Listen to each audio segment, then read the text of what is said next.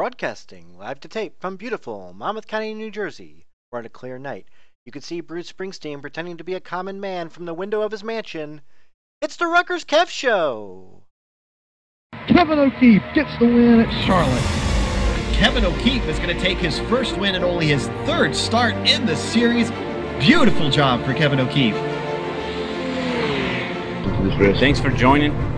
This is RutgersKev. Gonna troll me for every. Oh my gosh! Yeah, Sean, take a look at his on his feet there. Very appropriate today. How does he have 38 viewers? Hello everybody! Welcome to the RutgersKev Show, Episode 2. This episode I am thrilled to have on the man that I believe is making the best content for sim racing, Empty Box, aka Matt Orr. Matt Orr is not only doing gameplay videos, but he's actually making sim racing tip videos. He's with graphics and actual production values, and it doesn't help that he has a voice of an angel. So, RutgersKev interview is going to be me, Empty Box, and Randy talking some great sim racing content. Now, we go on for about an hour and a half, so the episode is going to be broken into multiple parts. Not the episode, the interview is going to be broken into multiple parts, spread out over the course of a couple episodes of this podcast. So I hope you enjoy that. I want to talk to you today about webcams.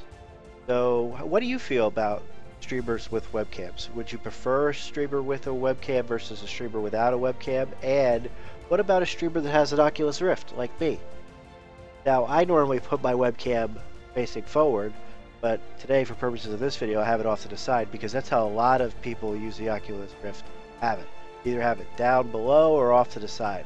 So, if you're watching my videos, I'm going to play a clip now. Would you prefer a Rift facing front, or would you prefer a Rift facing from the side? Or do you feel the webcam is distracting in general? Let me know in the comments.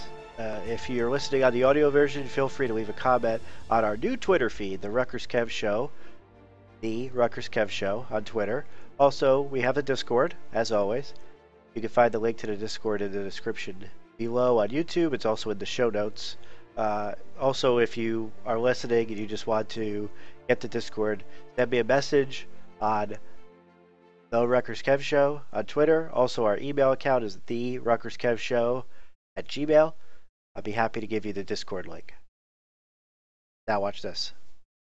I believe he races in VR with an Oculus. I believe you're correct. The guy jumped in on his stream one night, and I saw him there, and kind of looks like an alien. You know, ever since I started using the Oculus Rift, people have approached me on the street and said, "Hey Kev, I know a lot of attractive people, and you're one of them. Why would you cover your face up?" Well, I knew from the moment I started using this thing that I would become addicted to it. Let me tell you the story. I remember it like I recorded it earlier this afternoon. So I got the Oculus Rift for Christmas. It was something that I really wanted, but I wasn't sure I was going to get it. And let me tell you, as soon as I put it on, I knew I was going to be transported into a whole new world. The motion touch controllers were pretty sweet. It really felt like you were there. So after doing the Oculus tutorial and seeing the cute little robot, I started to explore the other apps that were in the store. So there was this one time I was in the jungle and this lion came out and attacked me. So I stabbed it. And then I was figuring out what to do with my knife and how to skin it and stuff. And then I took my headset off and I realized I wasn't in the jungle. I was in the circus. And that wasn't a lion. That was a popcorn vendor. Yeah, I guess I got confused by the golden popcorn kernels. I thought it was a lion. I don't know what happened. But I learned a very important lesson that day. When you're in the jungle, you better be ready for anything. You never know when a lion is going to jump out and attack you. Now, you might be asking me, Kevin, why'd you have a knife when you were going to the circus? Well, the answer, my friends, is clearly for protection. There's clowns, they're throwing chainsaws. You gotta be on the lookout. And let me tell you something right now. As scary as that was the best experience ever. I'm talking 4 dimensions. You're out here living in the 3 dimensions. I'm talking 4 ways. And I didn't go to jail because self-defense. If you're a lion, don't mess with me. And what was that popcorn vendor doing at the circus anyway? Well, probably selling popcorn, but... It's time for the RutgersKev interview, where RutgersKev does an interview. Alright, I'm here with Empty Box and Randy. Say hey. Hey. Hey.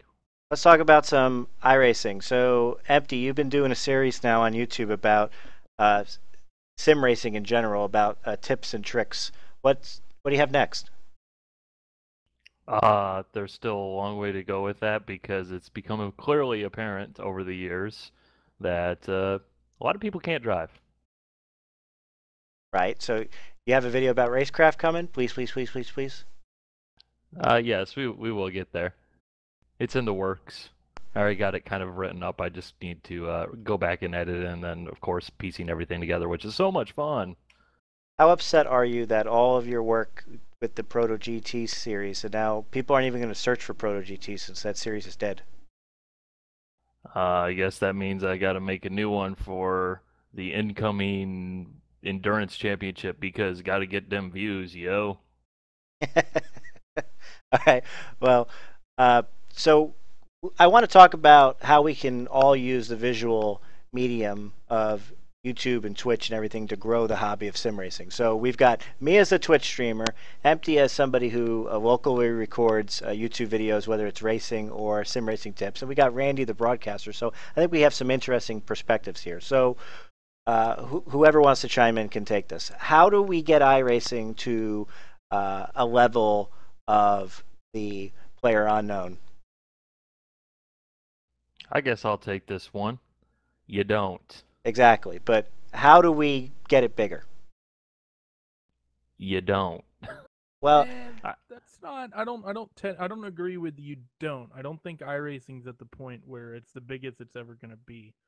But I will say, and now this is something that I could rant about for hours, but the TLDRs, I think fundamentally iRacing needs to rethink their business model because there is more of the sim racing market. There's been a couple of different titles that have come out and shown that there's some big interest and potential sponsorship that will follow that. iRacing is, I think, just business model as a whole fails to grasp that market.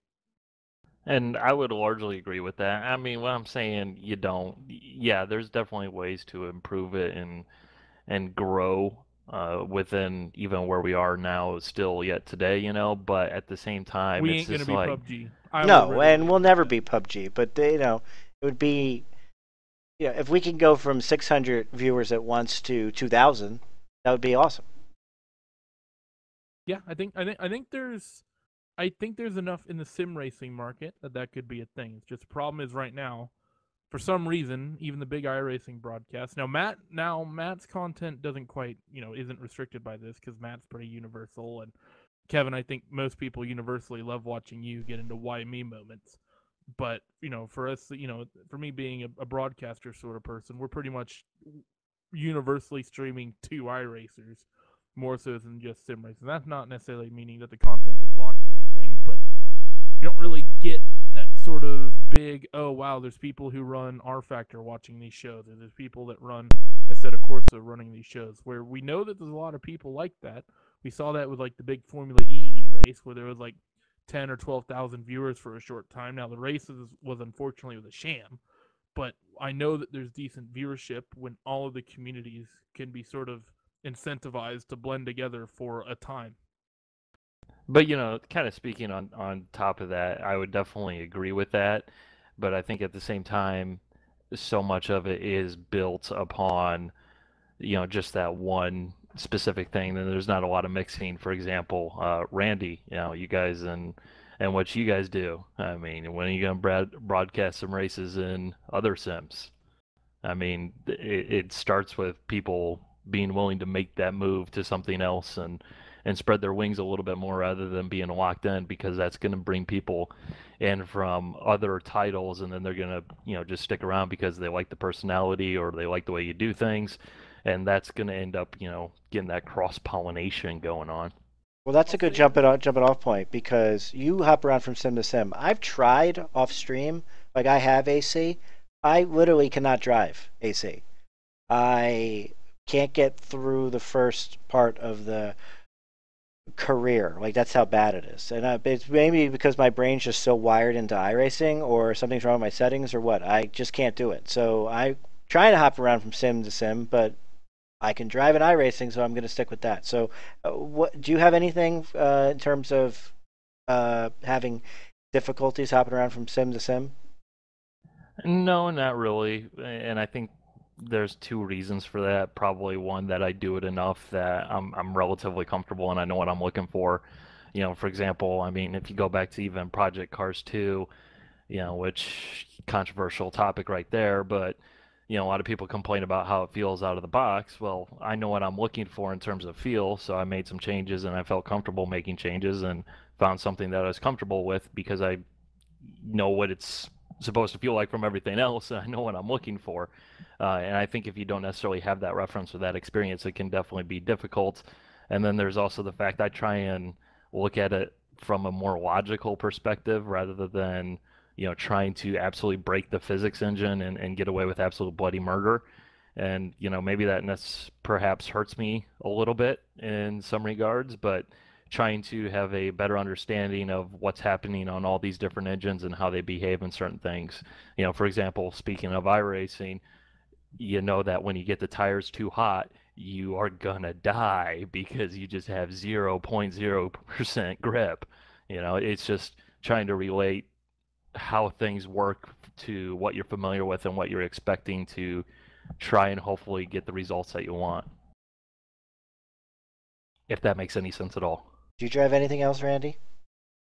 Sometimes sometimes I'll play some Dirt Rally, but the thing is, I'm so busy on a day-to-day basis with different broadcasts. Like this week, I was on air directly with 3 different shows, and then I had 2 more that I was sort of behind the scenes, sort of ghosting while we're training some new guys, and still have another one Sunday, and I have family stuff going this Saturday. So and then he got roped into this. And then I got roped into. Well, no, I he volunteered before you did. So technically, Matt, you were the one who've been roped in by both me and Kevin. But no, that's true, Empty. You are on episode 2. Yeah, Randy was on episode 1 and 2 in 2 wheel. segments. 2 segments. You got third wheeled by Randolph Chineth. How does that make you feel? Oh, I think this is over. Rip. User has disconnected. I guess bye. But no, I mean, I don't get the chance to drive as much as I used to, and not to mention the stuff that I've really gotten into driving lately on iRacing has been the dirt content, especially the wing sprint cars. Growing up, I was an open wheel guy. Well, my dad was an open wheel guy, be that asphalt or dirt. So be that super mods, be that asphalt wing sprint cars, asphalt, midgets. Same with dirt, wing stuff, non-wing stuff. I grew up around the open wheel stuff, and there's no real other sim that has sprint cars in the same capacity that iRacing does. I know there's been a couple, but pretty much the entirety of that community was like, oh wow, this iRacing stuff isn't perfect, but it's a step up from what we currently have. We're going to start doing this now. So that's basically what I've gotten into a bit, is running those cars, and I've had a couple decent runs and some broadcast. Well, nothing broadcasted, but with some big guys. So it's been fun doing that stuff, and really there's nowhere else to go for that content. So I feel like the NASCAR guys, there's no other sim for me. And basically, there's just so much to do in iRacing. I mean, I want to do the major series, and I want to do GT3, and I want to do IMSA, and I want to do some ovals. Boy, there's like how many hours in the day? I didn't realize how much of a commitment the major series was going to be. The fact that they make you put in those mandatory practice laps, it's just, I ran Tuesday, Wednesday. I could have ran Thursday if not for other things. I'm recording the podcast on Friday, and the race is Sunday, all for the major series. So that leaves no time to run IMSA or GT3 or even iRacing NASCAR series. So, I mean, there's so much to do in iRacing. There's nothing for me in the other sims. I think me and Matt can even feel to that, because when we were teammates, and this is going back a few years, it's been a while since me and Matt were on a team together, but I mean, how often were you and I doing different stuff, Matt, between Proto GT hot splits to screwing about in the Silver Crown or in the sprint car? I know you did a race at Watkins Glen, that was good fun. Yes, I remember Silver Crown at Watkins Glen, especially the sort of atmosphere we had at New World Simsport at the time.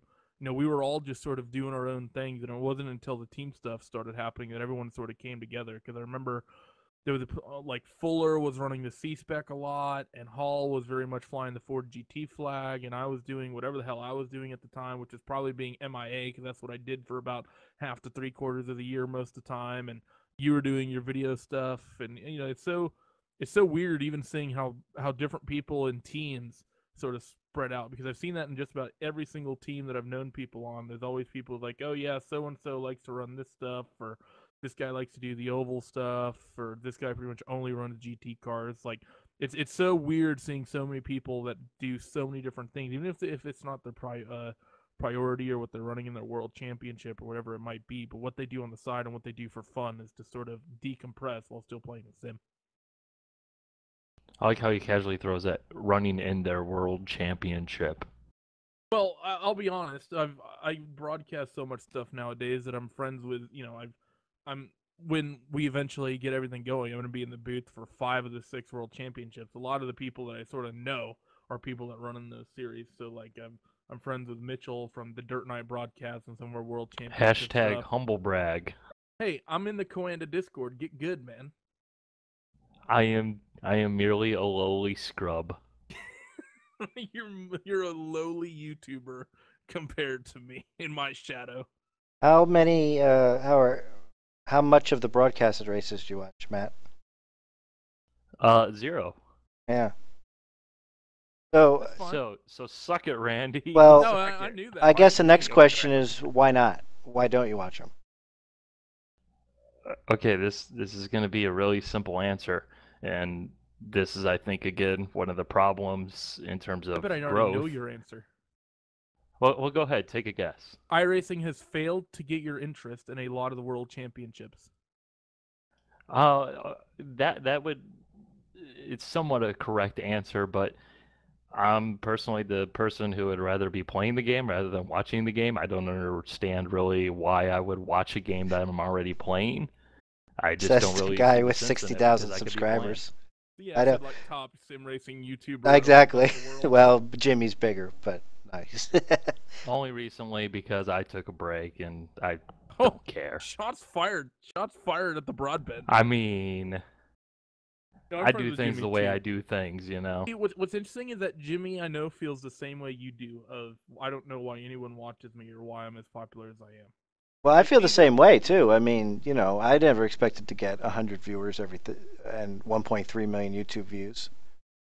Yeah, I mean, it's sim racing. I mean, heck, when I started doing it, I didn't expect to get, 1,000 views, and I was coming from a channel that used to be FPS oriented, and then had 1,000 subscribers. I'm like, this sim racing thing, who knows? I remember Here we are now. I remember when I got you on our team in New World Simsport. I knew you as Matt Orr and not Empty Box. I honestly didn't know you had a YouTube channel. I think someone either after a race we did sent me a message like, "How did you get Empty Box in your team?" And I was like, "Who?" But see, Yeah, because that would have been when we were doing the Proto GT series, like way back when, and that was like probably right when I actually started. I think 2014, maybe 2013, maybe. I believe it's 2013. Yeah.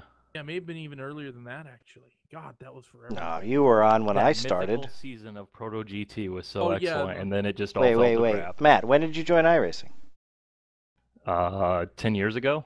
Yeah, me He's too. been on it like since the get-go. Yeah, so you're saying when you first started, that kind of confused me. Well, no, I think he means with sim racing videos. Yeah.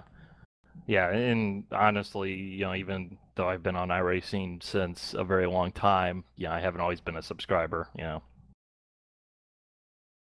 Okay, so so let's go back to what my original question was about how we can grow this thing, okay? Because I get so many messages from people who had never even knew iRacing existed until they saw my channel, right? I've personally have referred between 200 and 300 people to iRacing through my email. I know because I have the credits in my account, and I'm a subscriber until 2021 and haven't paid anything.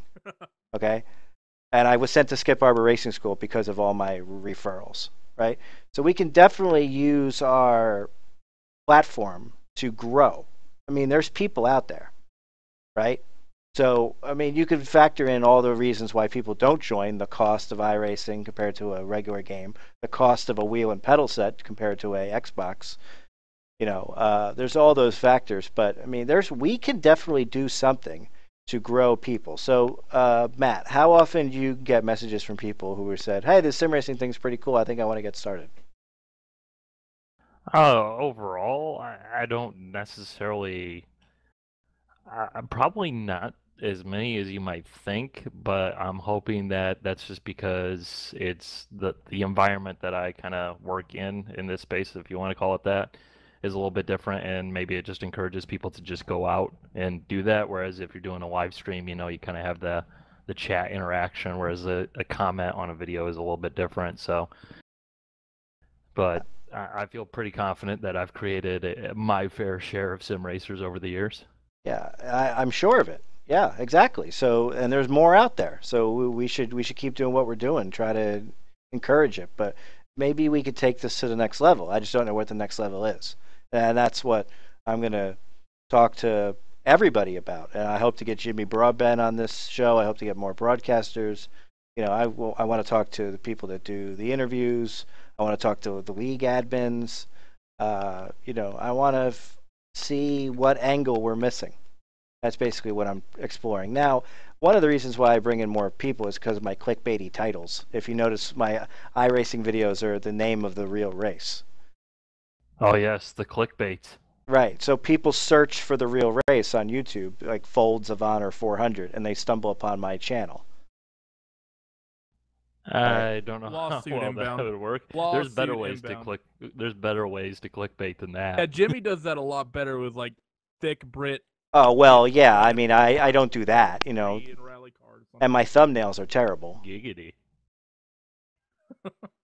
But yeah, I mean, it's amazing, the stories. I have a story, but I'm not the one being interviewed. So Matt, what's the craziest story you've heard from a viewer? Like they watched you at the top of a mountain or something like that. Do you have anything like that? No. You really don't have anything like that? On top of a who is mountain. Let me like- watch some sim racing. Yeah. Yes, this is the peak of my physical achievement. Oh, hey, Matt uploaded a video. I mean, I get people saying that I upload late, but that's just because I have a slow internet. So it's not actually that late. But I mean, nobody watching from the top of a mountain now. There's a current Twitch streamer who used to be a police officer, and when he was on the side of the road waiting for speeders, he'd watch my videos while he was in his cruiser. Your tax dollars at work, folks. Okay, and there's a group of guys. They're in Eastern Europe, and they make their guys' night where all the guys come over, they get chips and beer, and they put my races up on the big screen. And they watch. They sit there and watch the hour-and-a-half race, and they cheer and stuff like that, and they make a guy's night out of it. I think they need. There's no stories about that, Empty. You don't have a single thing like that. No. See, I'm shocked. I'm shocked. Matt's fundamentally a lot more introverted than you are, Kev. So I Yeah, think, maybe. Well, I mean, you're on it's sort of one of Twitter. those things- Well, it's also one of those things where, because you as a streamer, you sort of tend to get a lot more personal with your viewers, just like through the Twitch chat. Fundamentally, it's like, oh, hey, what's up? Whatever people's username is. Whereas Matt, he sort of makes the content and then uploads it, and then he might reply to some comments. And I know, Hey, I reply to a lot of comments. Too many. Yeah, well, Too many comments, man. But I know from knowing Matt for a long time that Matt's a pretty introverted dude. It's just the way that Truth. he is. It's just one of those things where I think, Kevin, you're gonna like. I'm sure that when those guys say something in your chat, Kevin, you're Yeah, like, but these "Oh, are people yeah." watching on YouTube, is what I'm saying. They're Oh, well, then in that case, maybe they should tune into Jimmy Broadbent then, because I don't know why they'd use you. base. Donk. I'm shocked. I'm shocked, Matt, that you don't Ouch. have a thing like that because, I mean, okay. Do you know a race is going on YouTube before you start racing? Yeah. Because Okay. I'm in that race. Well, No, yeah, not but always. do you have- start every race with doing a? I already know that you record your voiceover as it What's happens. going on, It's guys? not. This is Empty Box. Yeah, right. I already know Um, that you don't do that in post. You do that as it happens. So do you? Yep, everything's done as it happens, Right. live. So do you start every race saying, "Hello, guys, this is Empty Box," and if the race sucks, and you don't upload it? I only do that in races I'm recording. Believe it Okay. or not, I think some people think that Okay. I do. So a that's lot what of I was races, but wondering no, if I don't. you were recording every race. Basically, but that's because that most every race that ends up uploaded is most every race that I'm doing in Well, iRacing. how the heck do you wind up having good races all the time? Every single time I race the road, there's a guy 5 seconds ahead of me and 5 seconds behind me. It's called a talent. But I got mid-pack Talent's talent. a technical word. Yeah, but Well, Matt, it's Matt's called this, it's called Matt's higher this, split mid pack talent. Well, Matt, Oh, come on, I have a 2500. It's not like I'm terrible. Oh, man. Well, you got to remember that 2500 4 years ago would be like sort of decent. The 2500 now, like honestly, isn't great, and that's not even me being. All right, well, I got to race more. That's just like You're hurting my feelings, man, because I'll never hit 4,000 even with the lower standards. Yeah, always blame Josh Chin for that one. But yes, that stupid race at Sonoma, I haven't forgotten, and I will never forgive him. 3,999. But there was. And then I join a race. Matt's sort of this like closeted sleeper of being really good, but he'll never give himself the credit for it. I don't practice. I have seen Matt in races with world-class competition. And Matt could run in the Blanc Pond GT Championship. He wouldn't win. No. Hold on, Matt. Hold on. Let me. Matt would not be a front runner. He wouldn't be fighting with Frederick Rasmussen and Renz Brookman. He wouldn't be fighting with all those guys. But Matt would be a solid mid-packer, and he is better than, I will say, 60% of the people in that series. As someone who's I'm calling BS. I have an 8.5 win percentage, 44.8 top 5 percentage. Come on. I'm going to be there too. Flexing that stat muscle. Yeah. Do I need to remind you, Matt, about that Neo Road America race that you were doing in? So no, we can strike Tim from the record. No, man. I'm the 2.4 hours of Daytona champion. I just want to throw that in. Split 6. 120 minutes of Sebring, split 2. In the Corvette, I won. Just want to clap, I'm on push to talk. So just want to mention. Just want to throw that in. That's me clapping one-handed. I don't know if you can hear that. You just bang on the desk. I once finished 23rd in a Neo race. That works. Hey, I once was running top 10 in a Neo race. And then Turb 5 at Road America happened. Yeah, shout outs to Tim. Do you still talk to Tim, by the way? I haven't seen him around lately. Oh yeah. He, we used to play FPS games every now and then together, and that's why I brought him into the team to do that. I mean, it's all good fun. I mean, yeah, I know. All right. Whenever half of the time when I see Tim on the forums, I reference that just because it's just hilarious. All right. So Matt, you are recording your videos, okay? Do you ever find yourself like going a long stretch of time not saying anything and just thinking in your head, "Oh boy, I better say something because I haven't said anything in a while"? Because I know I do. It depends. Like sometimes there's like situations where there's just nothing going on, and if you were to try and say something, it's quite clear that you're just trying to fill dead air. And I think kind of with the way I do things and the general approach, I generally figure that if someone's watching, for example, an NASCAR iRacing series race, it's going to be an hour and a half long race, they're kind of expecting a little bit of dead air in there where there's just the sounds, rather than a full hour and a half of, ranting, raving commentary and all that stuff. If I have control of the car, I try to not have a minute without me talking. I don't want a minute straight of dead air. Now, I fail at that goal a lot, especially at Daytona when nothing is going on. But like Richmond, I can't talk at all because I need like total concentration on the car because it's just I suck there. So I think that's kind of one of those things where it really depends on the race as well. Kind of going back to your overarching theme here. One of the big things I think to grow this, hobby is the actual racing itself. And, I guess you could say it's kind of a product that sells itself, if you will.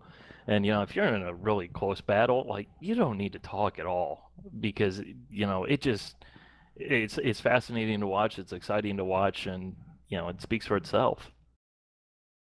But do you ever feel like, like you're going through the pitch strategy in your head? You feel like, hey, I better say this out loud because I'm recording. Versus the times you're not recording. Well, I mean, in my case, when I'm running a race that has pit stops, generally I'm recording because generally that's going to be like the 1 or 2 races that I do, per week or whatever. But, yeah, it's kind of one of those things. Like, I mean, the commentary, quote unquote, is largely exactly what I'm thinking in my head. I'm just saying it out loud. So, I mean, if anything, I kind of find it actually helps because it keeps me from, it reminds myself of what I'm supposed to do. Now, how well that actually works remains to be seen, but... So just for reference, when you dump Matt, he's legitimately thinking really, really loud. Yes. Yeah, if you cut me off, like, guaranteed. Now, granted, really? that's nicer than what most people, including myself, think. I learned a long time ago that you got to be careful of whoever's watching. And by that, I mean, like, just think, you upload a video and it happens to be, like, really popular for some random chance because of YouTube algorithm or whatever. Like, because you're clickbaity title that everyone's driving like assholes? Yes. Yes, that one got a lot more views than the usual ones. I wonder why. That thing keeps popping up, and every single time, and like a recommended video, like on the autoplay. Although in fairness, it wasn't me that said that. So. It just anytime you think Matt is thinking something like really mean or down about you, just call him empty brain, and you pretty much win the argument right there. Face. Okay, there, Shrimp Pit fanboy. Oh, no. Oh, this is gonna bite me. Okay, well, this has been fun, but we've been going about a half hour. If we want to keep going, we can keep going, but I was trying to keep this at about a half hour. All right, let's keep going. If anything, we'll put this in episode 3. Matt part 1, Randy and Matt part 2. Yeah. All right, that was part 1 of my interview with Matt Orr, aka Empty Box. Fascinating stuff. Great conversations about sim racing and producing content. Fascinating behind-the-scenes stuff from Empty Box. You can find him at youtube.com/tacticalcardboard. If you don't want to type in tactical cardboard, just type in empty space box into YouTube. You're guaranteed to find him. Also, if you have watched any kind of sim racing video over the past year, he's bound to have shown up in your recommended videos. So I don't think I'm talking to a single person who hasn't at least seen the name of Empty Box if you watch any kind of content on YouTube. Randy and I and Matt go on for another hour talking about all sorts of crazy stuff, including fast food in Iowa. So definitely stay tuned for part 2 of our interview. I can't guarantee it's going to be on episode 3, the next episode of this podcast, because the March build is coming out for Iracing, and there's a lot of important stuff coming out, which I want to get to with some guests I have lined up. You're definitely going to want to check out the second half of the interview with Matt Orr, aka Empty Box, on a future episode of the RutgersKev Show. And that's the end of the interview. Donk. It's time for community questions, where once again I beg for questions on my Discord until someone finally asks one. Brock Kremer, all the way from Australia, uses a lot of fancy words to ask, do you think a streamer with a live camera feed of themselves allows the viewer to have a better connection with them? And the answer is, in my opinion, clearly yes. I don't think I would have nearly the popularity I do if not for myself being on webcam. Now, I am a entertaining guy. At least I think I am, right? And so part of what I do and part of the why me and stuff is all in my motions, my facial expressions and stuff like that. And that stuff comes out on webcam. I think that you can be popular without a webcam if you put out great content, such as what Empty Box does. He streams without a webcam. Well, he records without a webcam. Or you are involved with the chat room start to finish nonstop. If you are interacting with your chat, I think you can do something with a webcam. But for me personally, I like viewing streams with webcams, and I feel like it gives you that personal connection that you would be missing if there wasn't a webcam. Thanks for your question, Brock. If you have a question for me, ask it on my Discord. Link is in the description. Or ask it on Twitter. I'm at RutgersKev, or the show's Twitter is at RutgersKev Show. As I mentioned in episode 1, this is not exactly a news podcast. I'm going to leave that to the guys at the iRacers Lounge and the iRacing Today radio show. So if you want to know what's going on in the upcoming build releasing next week, then make sure you check out those shows. Next week, we're going to talk about the content after it's actually released, and I'm going to have some cool footage of all the new cars and tracks. And that's my show. Thanks everybody for watching. Be sure to like, subscribe, and more importantly, share. Let's grow. That's the end of my show. Donk.